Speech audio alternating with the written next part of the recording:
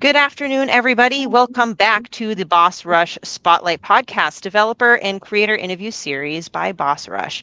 I am your host, Stephanie Klimov, and today we have some very special guests that I happened to meet at PAX East from Planetary Core Games. I have the names here, Patrick, owner, programmer, rocket scientist, Steph, graphics artist and Hello. veterinarian, and Tom, animator and engineer. Hello. Howdy. Hi, everyone.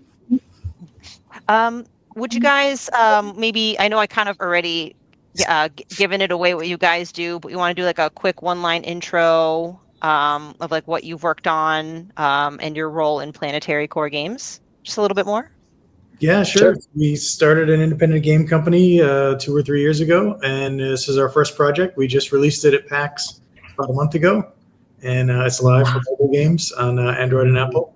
And we're a total indie game kind of company. We all have kind of other jobs that we were doing, and we did this part time, and it's been a huge fun project. So we're really excited to get it out there. I am the illustrator of the whole game, and I am full-time illustrator now, and I sell Pokemon cards on Etsy with custom illustrations of pets. So now that I'm doing a whole pet training game, it's like I'm fulfilled with my dream job. If there is awesome. art and pets, I'm happy. Mm-hmm. Good combination. Yes. My name's Tom. You said that already. I'm the animator. When we first started, I had never animated anything before. Never tried, never learned the software. So from the beginning, I was learning everything that there was to learn about it. Other than that, I work with Steph with her Etsy shop. I do graphic design stuff, more or less. And outside of that, I am a certified yoga teacher, and my past is old stuff, selling shoes and other dumb jobs. So this is a much better existence, if you ask me. That's awesome. I'll have to get the Etsy store information after we record. I'd be happy to check it out and spread the good word. Speaking of art, I'm going to show everybody. Like, this is the poster that I got from You the go show. on the facts, right? Yep, it's hanging, and I put myself on mute and demanded that my child bring me the poster, and he wasn't happy about it. Anyway, so yes, thank you for joining. I'm going to reiterate kind of this in a summary. So again, your team is Planetary Core Games. You are an indie game development studio. I love your line, your description, ragtag group of rocket scientists, nerds, and board game enthusiasts. I love it. So again, Academy of SuperPets is your debut game. Although I think it was on your website. I was doing a little poking around that you guys are hard at work with potential future mobile game projects, right? Stuff in the works? Yeah, although we're still looking to wrap up and expand this one first. We just completed it, and we're still adding to it. We have some expansions in mind, so this is still our primary focus for now. So, excellent. Well, we'll dive into that in a little bit. If you don't mind, I know it's very cheesy, but I feel the need to ask some random icebreaker questions because it's, I find it a little bit of fun. So first of all, especially for a team that works, internationally, and game development is, as much as many people might think it's, easy and fun, I'm sure it's fun. Still a lot of hard work, right? And dedication. So you need energy. How do you guys power through your workday? You guys coffee drinkers, tea drinkers, coffee? It's jelly beans for me. I always have tea. Tea? Oh, yeah, that looks really good. Go ahead. Yeah, I grew up in the U.S., but living in Italy with Steph, my coffee needs have adjusted a bit because it's really hard to find American-style coffee, like drip filter coffee here.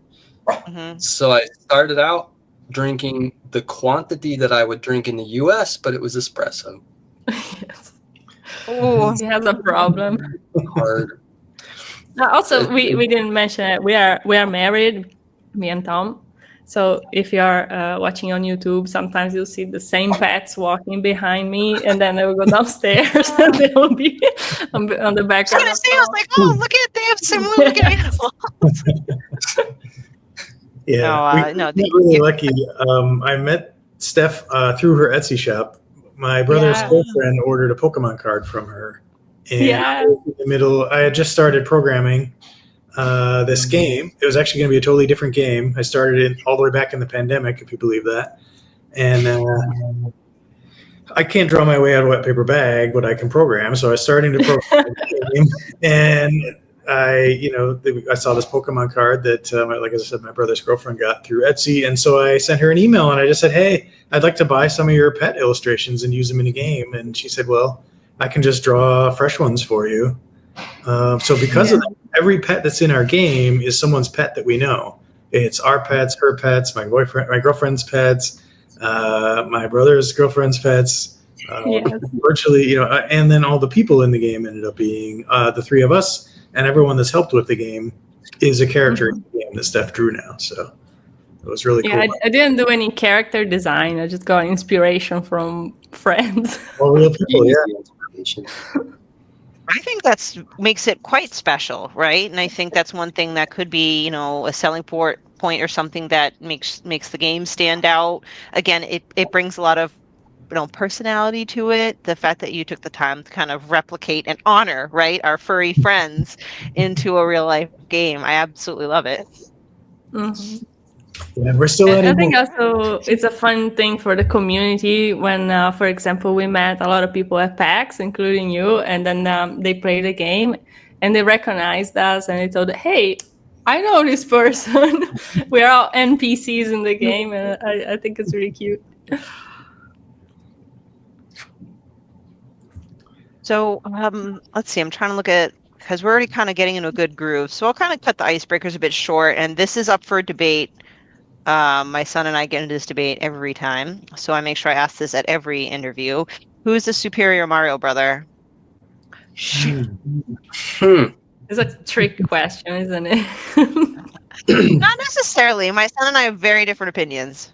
I think it's Luigi because he originally had the fireballs going way back. Luigi, ha!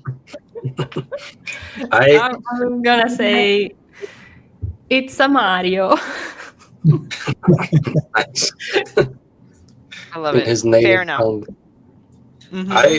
I also generally go with Luigi because that was the first one that I ever got to use when I played the game for the first time.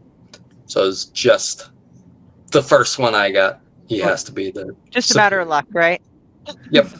I think close second though is Raccoon Mario. Ooh, Raccoon Mario's pretty legit. This is he's in a tier on all his own for sure. Now you could either answer either as a video game or board game since it was mentioned in your description. Do you guys have a favorite gaming genre or game? Again, it could be video game or board game. Yeah, I can go first. I've been playing a lot of Factorio lately. It's like a factory building game with a bunch of assembly lines, and it's actually quite complicated. But for some reason, for me, it's like relaxing. There's always this huge factory that I'm adding to with all the spaghetti assembly lines going all over the place, and I just really like that building. The programmer brain. Yeah, exactly. It matches you very well, actually. For me, it's breeding games.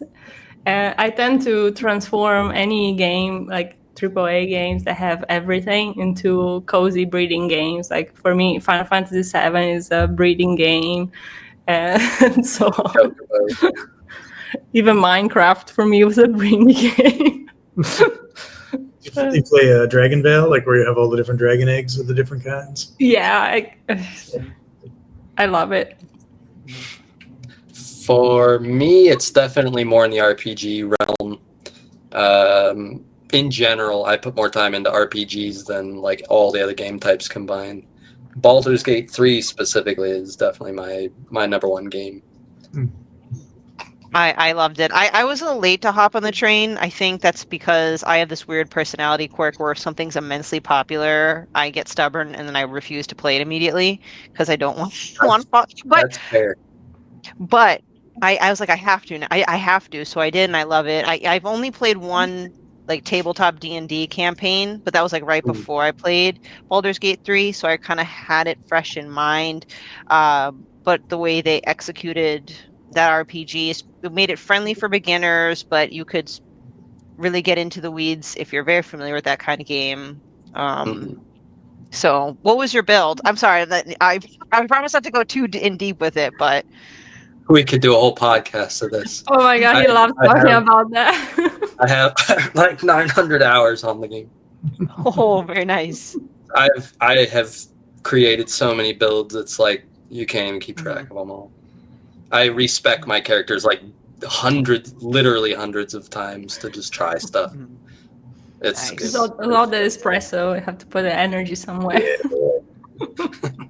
Yeah, I did notice at PAX, Baldur's Gate had a castle at PAX, and I remember thinking that their booth budget was like 100 times our game budget. Oh my god, yes. I think so. Yeah, their stuff was pretty impressive huge. Booth. Very impressive. Yeah. All right. Well, that being said, let's just hop right into talking about your game, right? So let's jump into the fast facts. So for those that aren't aware, Academy of SuperPets is an action mobile game where you get to train an elite team of pets to battle the Rat King and find the secret of Rat Island with the help of Professor Diamond and the Academy of SuperPets. Turn ordinary cats and dogs into superheroes by training, equipping them with items, shopping for them, playing with them, and just battle with your team of pets to adopt and grow. I believe statistics you're at well over 80 pets and about or over 200 items. Holy cow. That's awesome. And yes, it was a very special day for you at PAX, May 8th. You guys officially launched that game. Again, it's a mobile game available on Google Play and Apple Store, free to play. And I poked around again a bit, and you're sitting at 4.5 and 4.8 out of 5 stars. So congratulations on the release and the reception so far. Thanks a lot. Thank you. Yeah, it actually. We, by some miracle, it managed to get approved through the app stores while we were setting up our booth at PAX. So it couldn't have been down to the minute anymore. Seriously, great timing. So, speaking of which, how has, I guess it's a two-pronged question. What was your experience at PAX? I'll start with that. How has PAX been as an experience and what have you been kind of focusing on since then, like post-launch stuff? Yeah, PAX was really great. It's really what motivated us to finish the game. We had been working on it part-time, as I mentioned, for a long time. And in January, I signed up for PAX, which was in May. And basically from January to May, all of a sudden it became our full-time jobs. And I was up staying late every night coding and chatting with these two and getting all the art done and getting the animations in. And it was just, for us, a lot of the purpose of PAX was just to make us get it done so that we could have something to release at the convention. Yeah, a concrete deadline. But it was a lot of help actually having that. Gives you something serious to focus on, and I think that was really why we were able to get the game done so the team really did some miracles. Yeah. And then PAX, everyone we talked to so many people, and of course my favorite part was all the you have these big burly guys with tattoos and they come up and talk about their mom's cat or whatever. Yes. But we got so many good ideas from people. We got a lot of really good feedback, and it really helped us steer what the next round of updates is going to be for the game. So it was really incredibly valuable. We had a lot of great contacts and like yourself, so we really loved all the feedback, getting hands-on experience, people actually playing it. And a lot of people came back. We'd see them one day, and then they'd come back the next day and tell us how much they liked playing the game, and they were up all night playing it. So it was really that happened a bunch of times. A bunch of times. That felt pretty nice. That must be an absolutely wonderful feeling. A bunch of people, and they were like, "Oh, I got this to give to my daughter," and then I started playing it on the bus, and I can't put it down. Cool.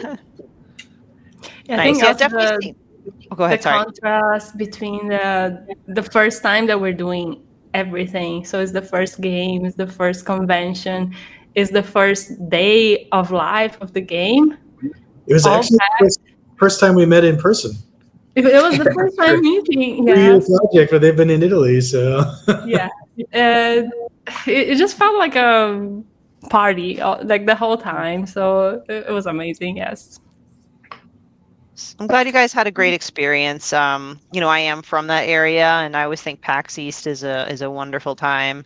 I'm sure by Sunday, though, you guys must have been exhausted. Oh, we were exhausted for 3 months. Yes. I was most exhausted the day we were setting up the booth. Oh, mm-hmm. Yeah, you even drove all night and barely slept. Yeah, just programming the last minute, getting the game out. It was crazy. But we pulled it off somehow. For sure. And this is, a parallel question because it launched on PAX, but how has the actual launch itself been? You probably have been, I'm sure you've been monitoring the stats and reviews and feedback. So overall, how is it? How does it feel? How's it been? I know you mentioned that you've been given various feedback for updates. So. Yeah, it's doing well. Virtually everyone we talked to at PAX downloaded the game, and we saw that in the numbers. But we held off. What we released at PAX was essentially the completely free version of the game. Because a lot of the things we wanted to put in for in-app purchases and the expansions and all the future stuff, they'll actually be kind of the drivers of the money part. We just didn't have time to get it all in at the time of PAX. We have it lined up. Tom actually drew some really amazing animated physics model, mage hat, and bat wings, and the cone of shame for the pets, and all kinds of really cool stuff that we're going to offer in there. But because we were doing such a huge push to get it over the finish line, what we did release at PAX was like the initial free round of the game. And so our big push right now before we start trying to really advertise for it and get it out there more is actually to get a few more features in.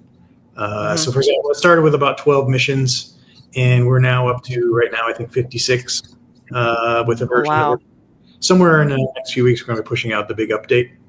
And I think once we get the next big update out, then we're going to hit the go button on actually advertising and trying to get the downloads up. So right now, we pretty much went to PAX. We talked to everybody there, and then haven't done anything since because we're working on the next big update before we go big, basically. So yeah, the backlog is quite huge, but it's organized. Yeah, we did go through the list of all the things we want to put in. It's about a 10-year backlog of programming. We'll have to cut it back a little bit. No, it's awesome that whoever played the game right at launch, we'll see so much change through the years. We have the game's going to evolve for sure. Just also hearing from people immediately, especially the people that would come back the second and third and fourth day and talk about what they liked, and even some stuff that they didn't like. It's nice to have feedback so immediately. Yeah, I think that sort of thing is hard to come by, but very useful. I'm sure, and I don't know if it's the environment per se, but I feel, and I'm just guessing, please correct me if I'm wrong, the type of feedback that you would have gotten or have gotten at the convention is actually workable feedback, whether it's praise, therefore reinforcing you to keep doing what you're doing, or constructive feedback that's actually helpful to make your game better. Because sometimes, indirect feedback like review bombing online is never helpful. So I feel that maybe in person and immediate feedback is probably like more, not more genuine, but I think you get where I'm going. Yes. Yeah, I agree. For sure. During PAX, like the second and third day, Patrick was actually sitting there with the laptop patching the game. Yeah, he ran 2 big patches to fix things because we didn't have enough people testing it, I think, before PAX. And as soon as we had people in there, it was like, oh, I found this thing. I'm stuck on this part. And we saw it again. It was like, okay, have to patch. So it's really, really useful feedback to get that so immediately. Yeah, and we were able to do it at PAX. Like the first day of PAX, we got the patch out. So, and by the way, should I be calling you Pat or Patrick? I don't want to call you this the whole Patrick podcast. I go by Patrick. All right. Now that I'm more Patrick. How did it feel? Did you feel kind of under the gun when you're like, oh crap, I need to fix this like immediately? Yeah, definitely. I mean, I was sitting in the booth with a laptop on my lap fixing it while these two were talking to all the people, and it was like, Yes, it was in in the dark corner. at least the thing that was broken was kind of like 12 missions in, so it didn't really, people still got a flavor of what it was, and we told them the update was coming, so it was fine. For sure. The bigger gun, I think, is actually getting the more major updates in. What we released at PAX was like an early version of the game, and we're, like I said, really pushing sometime soon after the 4th of July to get what I would consider like the full version of the game out there, so that we can actually, people can actually see all the things we've actually done and have that lined up for a while. So, and the backlog is always the programmer. It seems like the art is always leading ahead. They've got the next 6 items and the next 6 pets and the next 2 superpowers done in the back. Yeah. And it's like, well, I feel like I have the easier job of it all because I just sit down, relax, and draw. And you both guys are like trying to make everything work. Yeah, technical challenges. Well, Steph, I wanted to kind of go in your direction. I am by no means an artist, but I have a deep appreciation for the arts. And when I was growing up, I loved illustration. Loved Thank it you. so much. I, at one point, was trying to be serious about drawing my own comics, and I don't want to go down that path. But my point is, can I get like a quick history of like what got you to kind of really bring your creative side, to fruition through your Etsy shop and now through creating these pets for this game? Well, my background is not artistic originally. I am a veterinarian. I graduated full marks from vet school. And then I went to Colorado for an internship in Fort Collins. And I met Tom here. And we wanted to be together so bad that to travel together, I started selling art online on Fiverr. And I remember my first commission was a raccoon with sunglasses. And that was it. Like, that was the beginning of for me at the beginning, it was just like a side hustle while I was traveling as a digital nomad.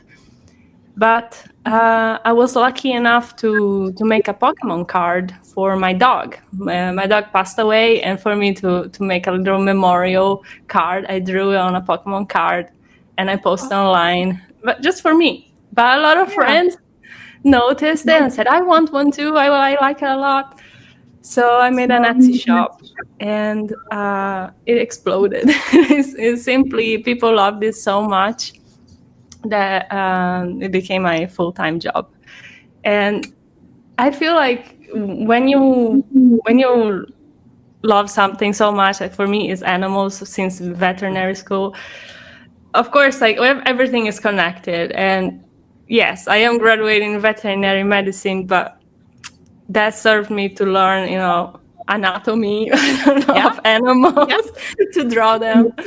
So everything is connected. And this way of me following the things I love worked well for me, so well that this time of my life, I think making video games about pets is the right place to be. Like, I'm really, really happy.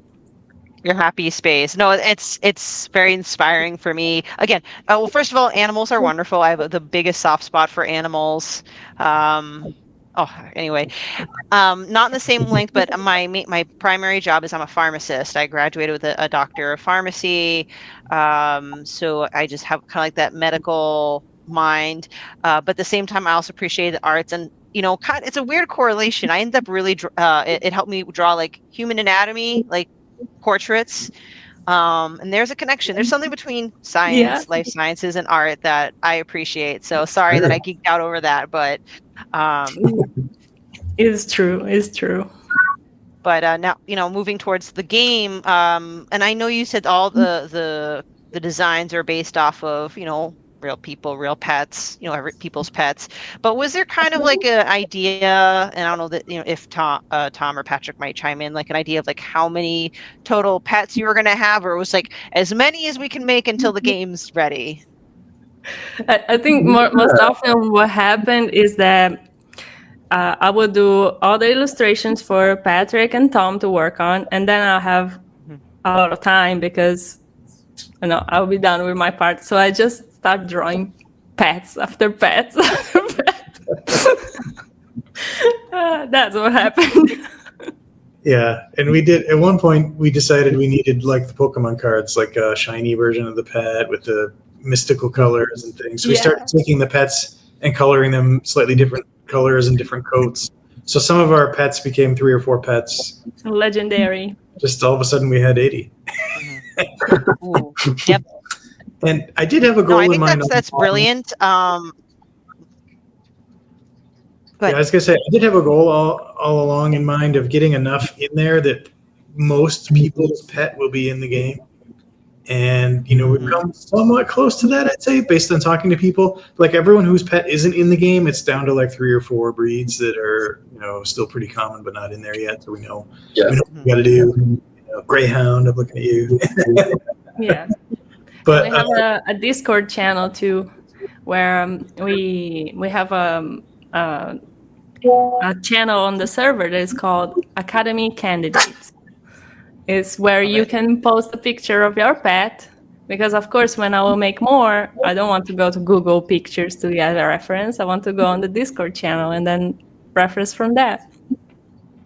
Oh my gosh, I love it. Yeah, I was going to say, it isn't just dogs alone. There's at least 80 or more breeds of just for dogs, let alone for cats. So.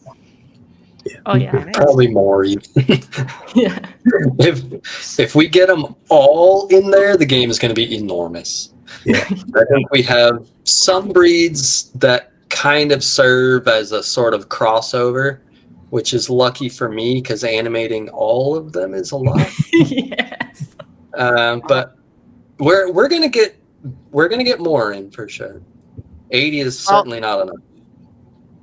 Well, Tom, you made the perfect segue, because I was just going to say, so Steph created from her mind these wonderful, adorable animals, and then you help bring them to life, correct? Yep. And you said you kind of learned, not on the go, but you've learned, on the go. Certainly. On the go, yeah. Sorry, like words are hard, right? So yes, they are hard. So tell me about, your experience with learning. I mean, what resources did you use? What were some of the challenges and all that good stuff? How much time do we have? Just keep going. From the beginning, I hadn't ever done any animation of any kind. I didn't know any software. I didn't know anything like the rules to follow when you're doing animation. I have seen animation, sure. I have a feeling of, you see a bad animation, you can tell it looks weird. That was basically my experience going into it. So Patrick recommended the program to use. It's called Spine 2D. It's a pretty small program. It's very powerful, but it was very hard to learn. I won't badmouth the program if I can help it, but the resources are quite limited for learning. For example, I looked, there's like a show off section on their Discord. Okay. And I would go to that and look for the coolest ones I could find. And I would ask them, I'd send the person that posted it a message in Discord, just ask, how did you learn? And I got the same response literally every single time. I experimented. So that's what I had to do. I just had to try stuff. And if I had to start the project over from the beginning, I would certainly do it all differently because I've learned a lot. The program is very powerful. It has a lot of options, but when you don't know those options, it's really hard to get started. Did that answer the question? It did, yeah, absolutely. Complicated from the beginning. Yeah, and then Go I was ahead. going to say, Sorry. we got really lucky with Tom because, Steph was doing the drawing of the 2D animals. And as I said, I can't draw my way out of a wet paper bag. But I was busy doing the programming, which ended up being even still, probably could have been three of us doing it, honestly. And there was just no time for anyone to learn spine and start because the animating process, Tom kind of glossed over it, but you have to take the two-dimensional images and you break them apart into pieces, so arms and legs and eyeballs and things, and then you would basically build what's called a 3D rig, where you attach the bones and then you figure out how they move and you build constraints so that they don't bend the knees the wrong way and all that stuff. And then you got to do all the different poses and the animations and the dances, and then poor Tom here, we started putting items on the pets. So we have 80 pets times 200 items. Every single one of those combinations has to be like the hat on this cat is different than the hat on this dog. Okay. So we're talking 88,000 million combinations or whatever. Yeah, I think Loaded in Tom's face. So we didn't know at the start. I had no clue that the graphics artist drawing part and then the animating part was like actually more work in some ways in terms of hours, I would say. Yeah. I didn't know I needed a full-time animator at the beginning of this, but there would have been no way I could have ever done all the things Tom has done with to do programming and the animation. That would be more than 2 or 3 full-time jobs for sure. Animating was a very big job. So Tom saved our butts in taking it on and learning it all. And our animations are amazing, and we really love the 2D cartoony nature that we have here. Most games now are kind of fully 3D and using Unity or whatever fully 3D Yes. game is.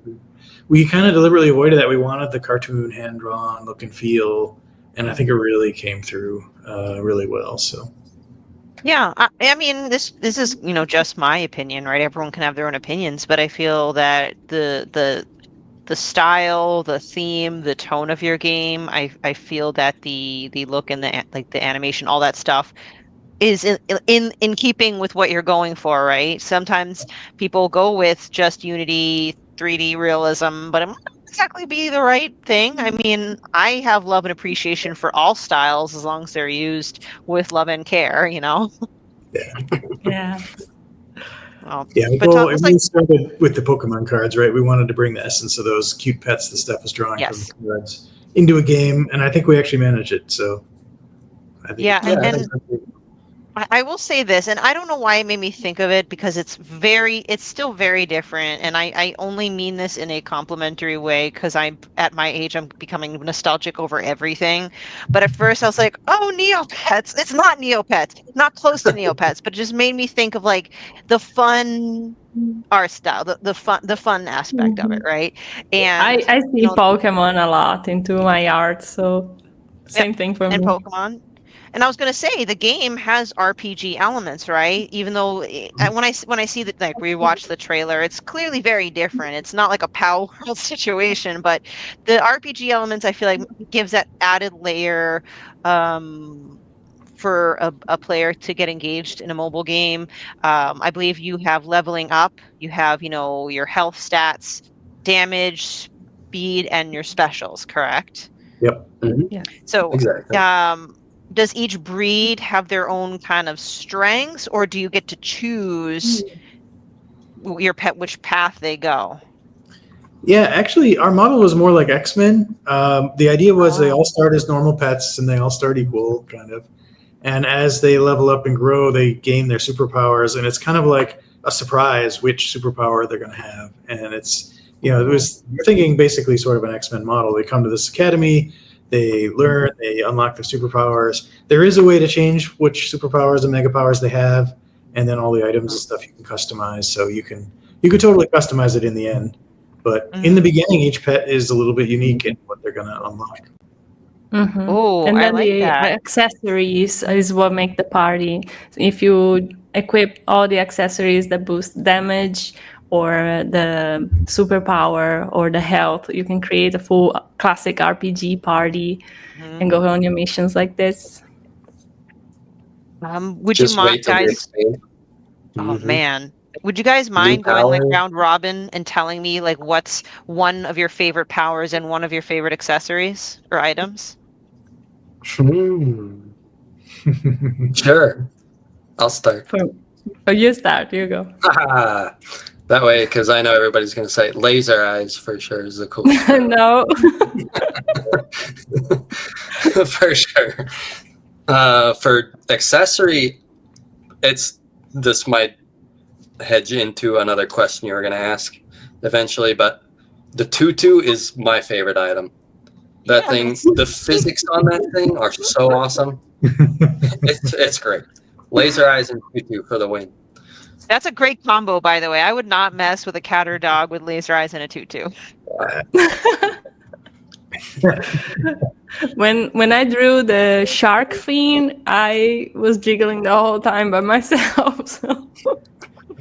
Yeah, that's true. Not all the ones we've created a lot that we're putting into the next update, and the shark fin is a really good accessory.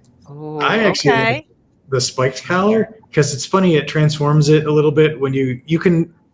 It's almost like you all of a sudden you're getting a spiked collar and a bunch of other things on the pets, and it's like a whole different look and feel. But the spiked collar has a story behind it because we had one of the other folks that helped us create the game, Clayton, is an actual R&B singer from like the 80s, Clayton Savage. And if you Google Clayton Savage, you're going to find this 1980s picture of him, and he has this spiked collar on.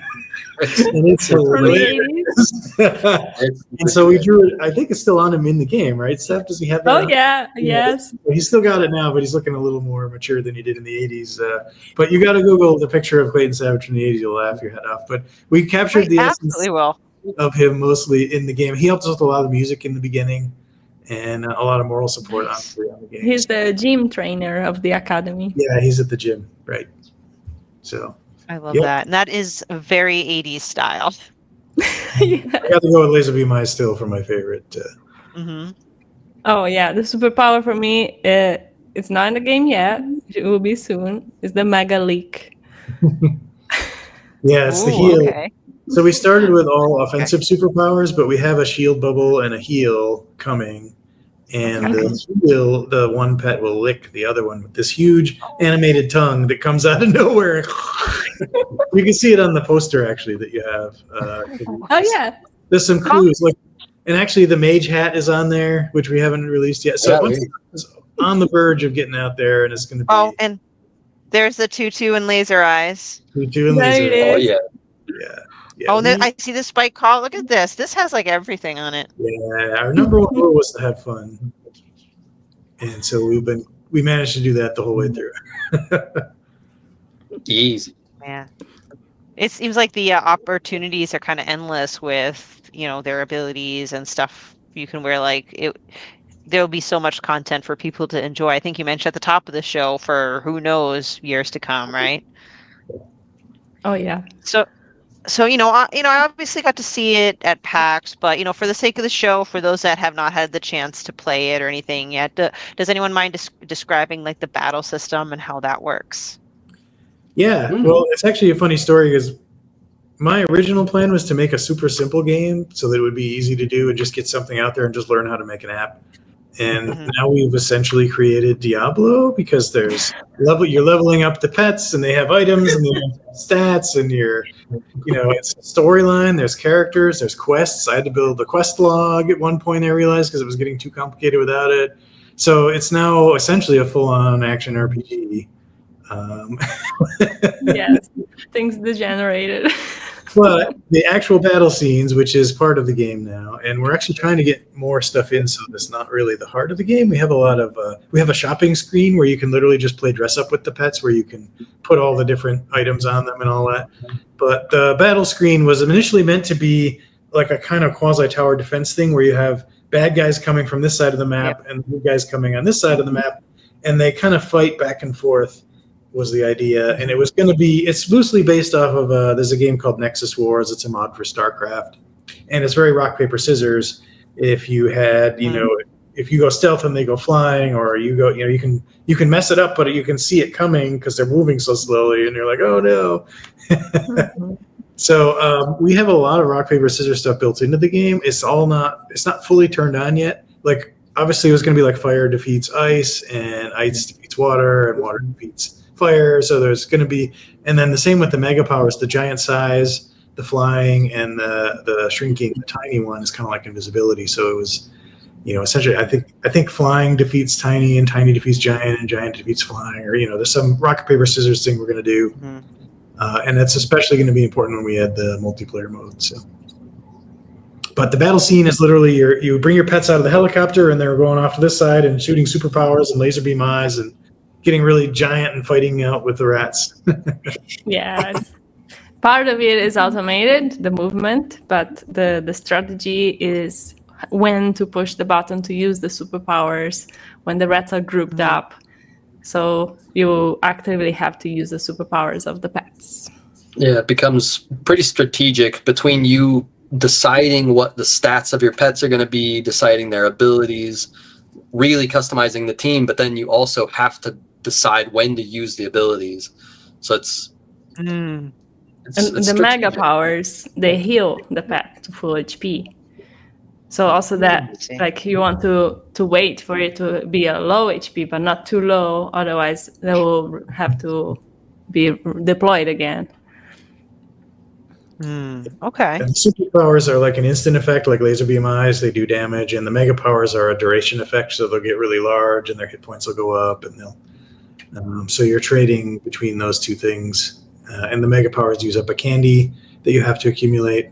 So those you want to be more careful, judicious about when you use. Okay.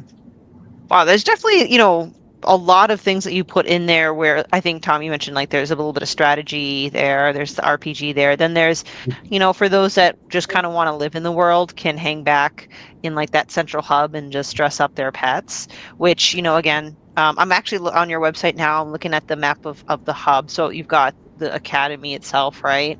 And then there's like the training center, and is it the shop? Like, do you mind just going over like each of the different areas in the central hub? Yeah, go for it. Do you want to explain it, Steph? So we have my house, because I'm a character. It's a dorm, and it's where you adopt the pets. You have the cat tower and the dog house and to adopt the pets, and a little play around room where you can interact with your pet. That section of the game is going to be one of the first one that will grow a lot. We'll have some sort of Tamagotchi system where you interact and play with your pet. And then my cats are fighting in the corner. Meanwhile, anyway, we have the gym. It's where you level up your pets and you keep track of the whole RPG stats. And the shop where you play dress up, and it's very glamorous. And there is a secret room, which maybe I won't talk about. I will leave it for you to discover. And then there's Tom's house. He is a scientist / mage. He is the one that researches all the superpowers in the academy. So the research tree is in his laboratory. So he's the one that discovered the laser eyes. Nice. So I'm also pulling up the map. There's an impressive number of biomes or landscapes that are diverse, kind of a good change of scenery. Are they just scaled by difficulty depending where you are? Is there that mindset of you have to go back and kind of grind a bit at the gym kind of thing? The landscapes, the different, as you unlock the game and progress through the quests, it'll send you to the different regions. And the rats are actually in the different regions. And as I said, we're planning on doing the rock, paper, scissors elemental thing. So eventually, when you're in the red region near the volcano, that's going to be red rats with fire resistance. And then when you're in the ice kingdom, that'll be the opposite, the white rats with the, fire weakness and ice resistance. So what's in there right now is there's quests at the latter part of the game to send you to all the different regions, and you have to explore 8 missions in each area and fight a rat king in each area. And the rats change, and each region kind of gets harder than the last, and it builds all the way up to Mount Terror, which is the large volcano at the very north end of the island. Awesome. Yeah, so I just dove right into all this. It's just such an interesting concept. It seems like a lot of fun. But I just forgot to kind of ask the basic question of like, what made you choose kind of the mobile gaming sector, and is that kind of where you guys are going to be producing most of your games? Yeah, it is our primary focus. This game is going to be on Steam eventually. We started with mobile. Honestly, I just felt like I didn't have any fun games to play myself on mobile, and everyone has a phone, so it seems like a really weird underutilized area that people aren't really putting out awesome content. There's a few bright spots, and part of the original idea for the game was based off of a mobile game that I played like years ago that you can't even get anymore because it's off the mobile app store now. But yeah, I wanted to make something simple and fun and that you could actually have on your phone. We have in our plans eventually to be able to use the camera on the phone to take pictures of pets and things and potentially even put them in. That's a longer term thing, but that's definitely everyone we talk to is like, I want my exact pet in the game. So, but I think the phones are they're connected to everything. Everyone in the world has a phone, and you get a cute, fun pet game out there. You can get really big. Cracking into the console game market was really hard for an indie studio. I think really it's just came down to mobile's the easiest for an indie place to really crack into right now because the big marketplaces aren't really trying for mobile. Yeah, and also mobile games have some sort of stigma to them. Like people think that they're all gacha games packed with advertising, and we want to prove them wrong.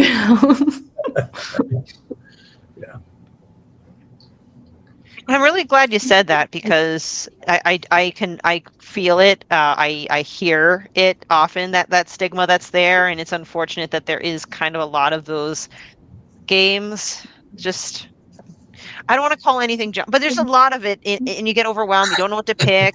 Yeah, that was the word for a lot of it, though. There's a lot of pretty hard to play more than 2 minutes type of games on mobile. Yeah. But to be fair, if I were to be very transparent, I could easily turn around and say, well, when I'm at the Nintendo eShop and I scroll past like the actual like nice blockbuster games and good indie games, then you get like some questionable things like, right? So, I'm glad you said that. And I'm so happy I have you guys on here to talk about your game that can be a fun, good experience on a market that has yet to reach its full potential. So thank you. I want to wrap this up by asking this question. I mean, technically, I would say this more as like a physical in consoles, but I don't think it really matters. So I'm just going to ask broadly: if you were given an unlimited budget, unlimited time to produce Academy of SuperPets like Ultimate Edition, Collector's Edition, just for the physical junkies like me, I love buying stuff like that. What would you love to have your Ultimate Collector's Edition be? It would come with a puppy. Yeah. Let me sign up. Where do I sign up? Yeah, right. Steph and I talked about this for just a little bit today, and I think I won't answer for her. Honestly, for me, if it could come with a way to add your own pet to the game as a collector's edition, I think that would be the most meaningful thing for people if they're going to play a game like this, to have their specific pet in the game. Yeah, I think for me it would be the cat in the tutu with the laser beam eyes. Yeah, like an action figure. It's definitely the pet. Yeah, please, a plushie of that. Yes, yeah, it's definitely the pets. Well, we did have at PAX the capes, so we do have super capes, and they were human-sized, which we are realizing there's quite a high demand for pet-sized super capes. So actually, the super cape would be a logical thing to include as well. Yeah, but an action figure of the Rat King shooting laser eyes, it wouldn't be bad either. True. But if we had unlimited budget, Maybe a helicopter. True. No, That I'm would be pretty kidding. awesome. Super chat. That'd be awesome. A helicopter filled with plushies of all of the animals. There we go. Each one. But realistically speaking, there is something we thought about putting in the game and adding to the whole project is when Tom said a puppy, actually, I thought of it like, it's not too far of a plan we have to collaborate with some charity organizations for donating for helping dogs and cats. So maybe that could be implemented in the game, like you buy the game and you help associations. I think That's that going would to be happen. fantastic. I mean, I don't know what logistics and hoops people like. I know nothing about it, but it's very heartwarming to hear that. And I feel like I hear more of this kind of stuff through indie devs. They were at PAX East as well. I'm not sure if you got to meet them because I know you guys were very busy at your booth. A Corgi's Cozy Hike.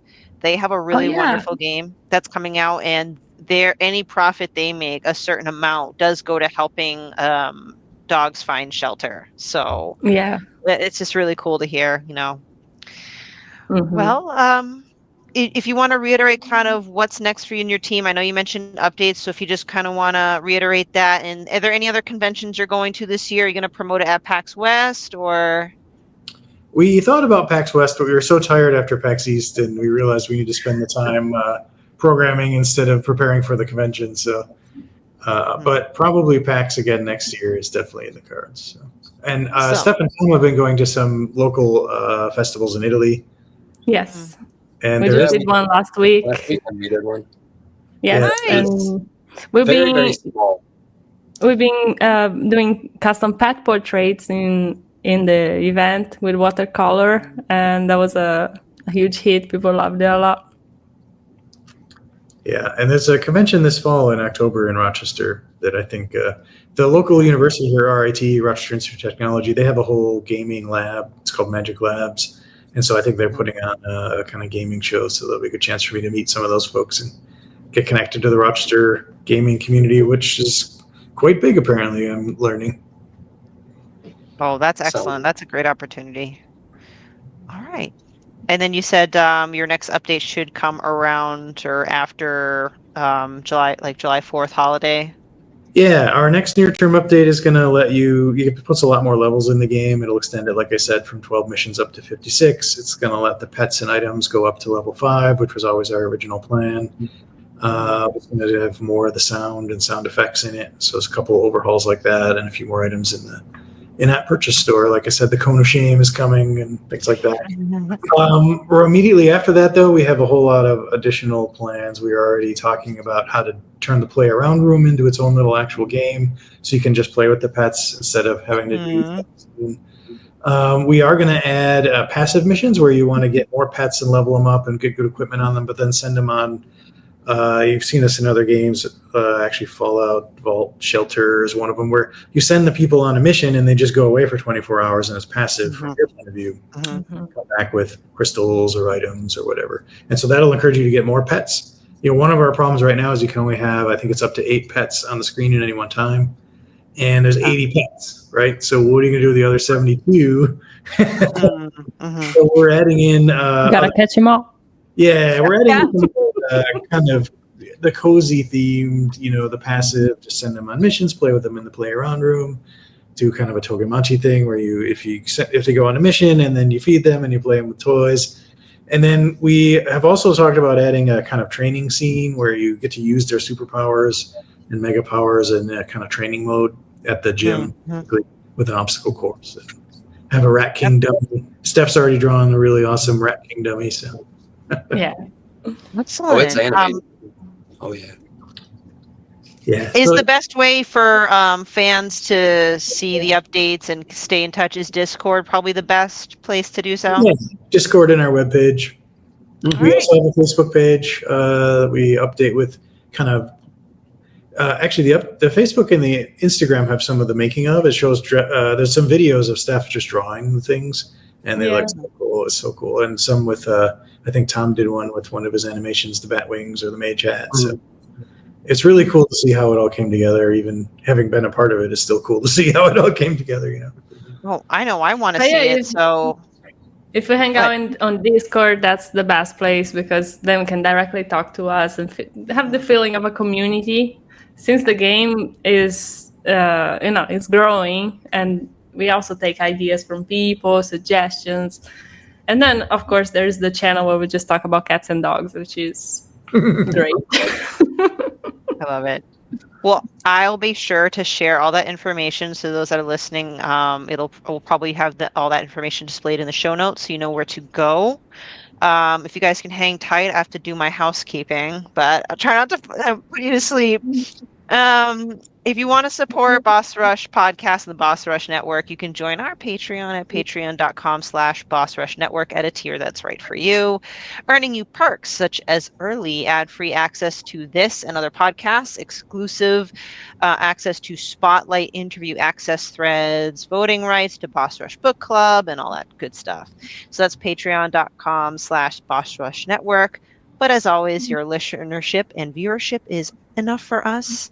If you're watching on YouTube, please hit that like button, subscribe if you can. If you're listening on podcast services like Apple or Spotify, please consider leaving us a review. Check out our merch on TeePublic. We have over 50 designs to represent your favorite shows. And last but not least, check out all our contents, reviews, and articles on bossrush.net. As a reminder, I am a writer and I attended PAX East, got to play wonderful games and talk with great devs, such as ones that are present, and we wrote about them. So check those out as well. So thank you so much for watching and or listening to this episode of Boss Rush Spotlight Podcast. This is honestly one of my favorite recordings that I do because I get to meet and interact with wonderful, passionate creators such as yourself, Steph, Tom, Patrick. Thank you so much for your time. Really enjoyed speaking with you. And again, remember, Academy of SuperPets. Go get that game and no excuses. Download it. It's on mobile. Thank you, Steph. Thank you. Have a good night. Thanks a lot. Nice to be here. It was a great talk. Bye. If you want to see how you can become a Patreon producer, head on over to patreon.com/Boss Rush Network. The Patreon producers for this month are Adriel Munger, Austin Campbell, Celeste Roberts, Sana Deering, Francisco Santillan, Matthew Keel, Retro Stoy, and Christian S. Thanks for your continued support of the Boss Rush Network.